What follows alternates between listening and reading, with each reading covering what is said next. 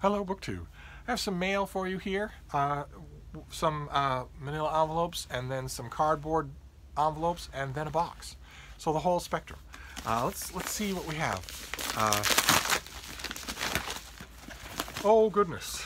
Okay. Okay. Okay. I've heard a little about this, and here it is. This is for February. This is a biography of the Dalai Lama by Alexander Norman. If the publisher is Houghton Mifflin Harcourt, if they have any sense, they will leave this as the cover. There is no reason to put the name on the cover. You know who that is. Fine to have it on the spine, but I'm sure they won't. I'm sure they'll plaster the name all over the top. A simple Buddhist monk taken from his family of small farmers at 18 months, the Dalai Lama's unconventional upbringing is without parallel.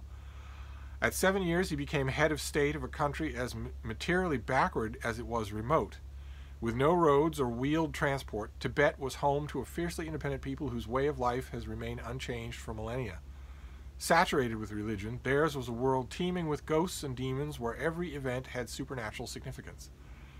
Yet, unlike Shangri-La of popular imagination, Tibetan history, like the history of the Dalai Lamas themselves, is replete with bloodshed and intrigue. The young regent who identified him was arraigned for treason and died in mysterious circumstances. A high-ranking minister had his eyes put out. The Dalai Lama's own father was almost certainly murdered.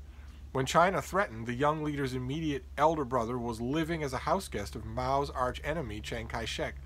When the communists invaded, the same brother masterminded CIA operations in Tibet, while the Lord Chamberlain, senior-most in the Dalai Lama's court, was a founding member of the resistance movement that continued throughout the 1960s with the Tibetan leader's full knowledge. Okay. Well, so it comes out on February 25th. I will have to read a bit about the Dalai Lama before I read this book. One thing that's missing from that pub sheet is that this person claims to be supernatural. Claims that are self-evidently false. We will see. We'll see what the author makes of the Dalai Lama, first of all. But that's probably going to get reviewed everywhere. Let's see. Let's see what this next one is. Okay, this is an April book from the Belknap Press of Harvard University Press. This is by Catherine Sanderson, and it's called Why We Act, Turning Bystanders into Moral Rebels. We are bombarded every day by reports of bad behavior, from bullying and hazing at school to sexual harassment in the workplace to political corruption in government. Most of us assume that this bad behavior is carried out by bad people, yet the single biggest factor that leads to bad behavior is the failure of good people to stand up and do the right thing. Notice those are not exclusive. There should be no yet there. There should be no yet in that sentence. It tells us that most of us assume this behavior is carried out by bad people, yet the single biggest factor that leads to bad behavior is the failure of good people to stand up and do the right thing. Well, okay, the single biggest factor that leads to bad behavior proliferating is for good people to do nothing, yes, but the assumption that bad behavior is carried out by bad people is entirely correct. So those two things don't stand in opposition to each other. They are true together. As Martin Luther King said, history will have to record that the greatest tragedy of this period of social transition was not the strident clamor of the bad people, but the appalling silence of the good people. So why do good people so often do nothing when a small action could make a big difference? This is the question that renowned social psychologist Catherine Sanderson sought out to answer in her illuminating and potentially life-transforming new book. Okay, well, we shall see. This comes out in early April. I have a fairly absolutist stance on this, not just in broader society, but in my own personal life. Your reaction when you see something bad being done should be instantaneous. It should not have anything to do with your schedule later that day. It should not have anything to do with whether or not you can afford a lawyer. It shouldn't have anything to do with whether or not you're in physical danger if you act. Your response to something wrong being done in front of you should be immediate. Verbal at the very least, physical if necessary, but immediate. It shouldn't be, I shouldn't have dug my nose back into my book. I should have said something. You're only here once. And the measure of whether or not you are a good person is almost entirely whether or not you do good. And doing good just doesn't mean in your own life. It means preventing bad. Sorry if that's a very Jesuitical thing to say, but nevertheless, if you're on a crowded subway car and you see a parent strike her child, or strike his child, if you see a parent strike a child, your action should be immediate. It shouldn't be that you dig your nose down into your book and say, live and let live. None of my business. Can't really get involved. Absolutely not. If you're walking down the street and you're with friends and you're headed to a big Christmas Eve dinner and you pass a yard and there's a dog chained to a fence freezing, shivering from head to toe, your action should be immediate. Direct and immediate. You should not ponder. You should not wonder and dither and call friends and consult with your parents or anything like that. The way to do good in the world is to do good in the world, not to wish you had. And I have a very strong stance on that. So we'll have to see. It sounds like the author really knows what she's talking about, so I probably won't argue with her. But let's see. Oh, goodness. How dramatic. Okay, this next one is Thomas and Mercer. They are a thriller arm of Amazon Publishing. This is a pretty eye-opening cover. This is an April book by Marcia Clark called Final Judgment. Author and lawyer Marcia Clark's best-selling, critically acclaimed thriller series featuring hard-hitting and morally ambiguous criminal defense attorney Samantha Brinkman comes to a satisfying conclusion in this book. So it's a series that comes to an end. The series' devoted fans know that Sam Brinkman usually... did I say Sarah? Samantha. Yeah, Samantha. That Sam Brinkman usually doesn't give second thought to skirting or even breaking the rules of the law and order when it comes to winning for her clients. But how far will she go when it gets personal? In this latest installment, Sam has finally found love with Nico, an ambitious and globally famous entrepreneur. But when he becomes a suspect in the murder of an investor whose shady dealings turned his prosperity upside down, Sam finds herself in a major quandary. Okay, well, this is the latest from Marcia Clark. So, I don't know how many of these I have read, but it's her job to make me comfortable in the new book, not mine. So I will give this one a try. These are probably all going to be 2020 books. So now we'll start on the cardboard envelopes. Let's see. Okay, this next one is The Town by Sean Prescott. An eye-catching cover, anyway. This is a debut by an Australian writer of surprising wit and unsuspecting insight. The author, who is based in the Blue Mountains of New South Wales, has created here a wonderfully weird novel about modern anxieties and the deeply ingrained social histories that can come to define a nation. This is Australia, an unnamed dead-end town in the heart of the outback, a desolate place of gas stations, fast food franchises, and labyrinthine streets, flat and nearly abandoned. When a young writer arrives to research just such depressing middle-of-nowhere places as they are choked into oblivion, he finds something more sinister than economic depression. The ghost towns of Australia appear to be literally disappearing. An epidemic of mysterious holes is threatening his new home's very existence, and this discovery plunges the researcher into an abyss of weirdness from which he may never escape. Okay. All right. So this was a hit in Australia, and here it is in America. All right, great. So this comes out in early February, a book set in the Australian outback, where I will never be. I've heard all about it, but I'll never see it. Let's see. Let's see what this next one is. Let's see. What is this? Oh, I've got all sorts of folderol here. What is this? Okay, this is from a publisher called And Other Stories. And this is Made in Saturn by Rita Indiana. This comes out in March. These are the children of revolutions, and this is their story. This is the Caribbean.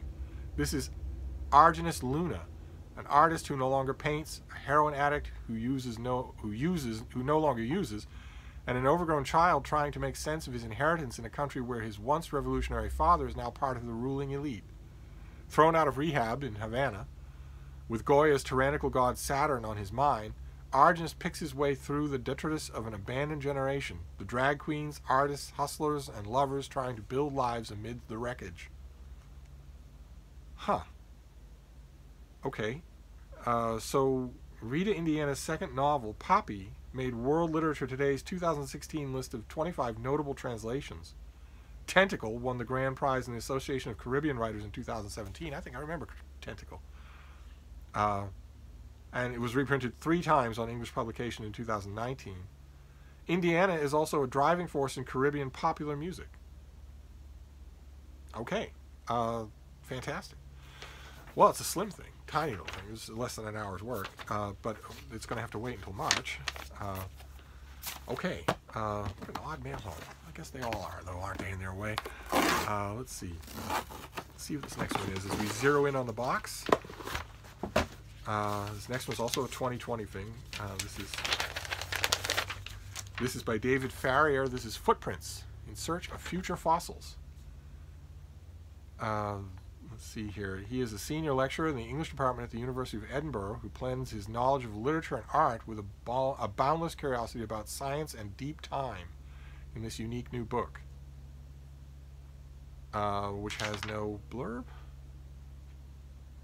No, it has no blurb. What have we got here? What is this? This is a profound meditation on climate change and the Anthropocene and an urgent search for the fossils, industrial, chemical, and geological, that humans are leaving behind. What will the world look like in 10,000 years or 10 million? What kind of stories will be told about us? Oh, interesting. All right, so you're looking at what's going on around the world today and wondering how it will fossilize. Not just literally, but what the remains will be and what that tells us about the present day. That's interesting. That's very interesting. All right, let's move on here. This next one. Oh, great. Okay, fantastic. This needs no introduction. This comes out in May. This is by Erik Larson. You all know Erik Larson. This is The Splendid and the Vile, in which the author once again turns to history into a thriller, taking us into the heart of war-torn England from the period of May 10th, 1940 to May 10th, 1941, Winston Churchill's first year as Prime Minister. The inspiration for the book came when Larson moved to Manhattan a few years ago. It was only then that I came to understand with sudden clarity how different the experience of September 11th, 2001 was for New Yorkers, since it was their city that was under attack. Almost immediately he wondered how Londoners could have endured Germany's aerial assault from 1940 to 1941. 57 consecutive nights of bombing, followed by an intensifying series of nighttime raids over the next 6 months. In particular, he says, I thought about Winston Churchill, who had to lead his country through such horror while aware that it was likely only a preamble to worse. Oh, okay. Churchill's knowledge of and interaction with the Blitz is an extremely vexed subject. I hope that Erik Larson does not simplify it for the sake of this book. It's an extremely vexed subject. What Churchill knew, when he knew it, what he thought about it. Some of it doesn't reflect well on him at all, and some of it is beyond contest. So we'll have to see. What Erik Larson says about all this. That comes out in February. Boy, that's going to sell. That's going to just be reviewed everywhere. It's going to be on your bookstore tables and everything. Okay, all right. So that is. Now we get the box, and then we'll be done. What is this box? Okay. All right. This is the University of Chicago Press. This is early January, January 7th. This is by Julie Peekman, and it's called Licentious Worlds, Sex and Exploitation in the Global Empire. I think we saw the advanced copy of this. This is the finished copy. While the hashtag Me Too movement, theories about the death of Jeffrey Epstein and the purported sexual exploits of political figures fill the headlines and shock the world, Licentious World provides a sweeping historical corrective. As historian of sexuality Julie Peekman shows us, sexual exploitation, particularly of women, and political and other forms of power have always been intimately, violently linked. What does that have to do with the death of Jeffrey Epstein? The life of Jeffrey Epstein, sure, but the death? What on earth? Why would they be... the death of Jeffrey Epstein looks just awful. It looks so obviously like the official story is a lie. Well, okay, great. So we have Licentious World. Excuse me. Which comes out right away, January 7th. Then we have The Splendid and the Vile by the new Erik Larson. Needs no introduction. It will be a bestseller. Be a bestseller probably for months. Then Footprints by David Farrier, about what footprints we are currently leaving behind. Made in Saturn by Rita Indiana. The Town by Sean Prescott, an Australian phenom about the vanishing outback. Final Judgment by Marcia Clark, which finishes up her series. Why We Act by Catherine Sanderson. Can't wait to get to that one. The kind of fascinating stuff that Harvard University Press is known for. And another one that's probably going to get reviewed everywhere. It's probably going to be a bestseller. Probably be, on the front page, front section of your book stores. Is A New Life by Alexander Norman of the Dalai Lama. Which, again, sort of needs no introduction. So we shall see. We shall see what kind of critical reception it gets. But there you go. I've got a mess to clean up. But that is the mail. And once again, it was a bit of a journey. So I will wrap this up for now. But I'll be back. Thank you, BookTube.